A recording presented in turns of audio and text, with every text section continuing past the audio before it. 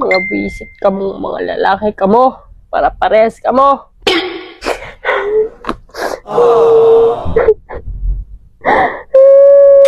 Hoy, Brugita! Babaita!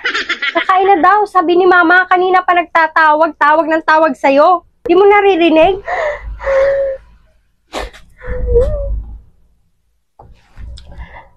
Oh!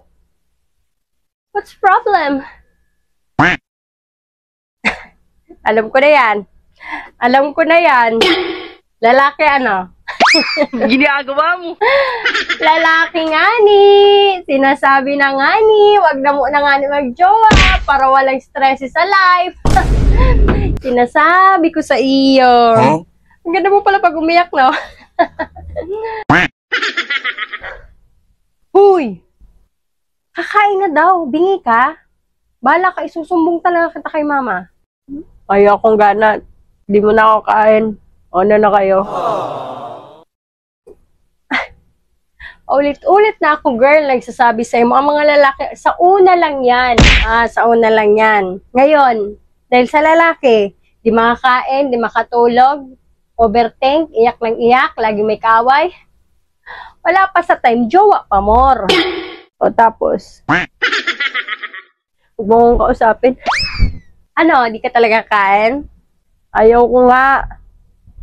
Akin na lang yung pagkain mo, pwede?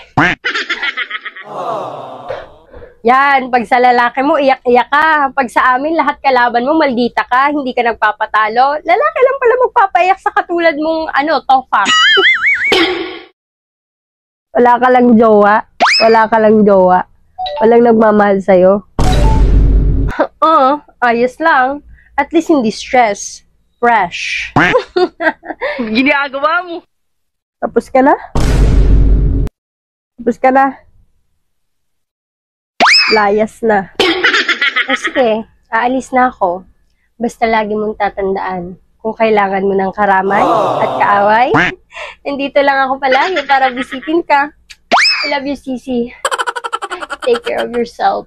Iyak lang. Ilabas mo lahat ng sama ng loob. Jowa pa mo, Huh? Pag gusto mong kamain, tawagin mo lang ako at dadalhan kita dito. Tapos bubisitin ulit. Ginagawa mo. Okay na?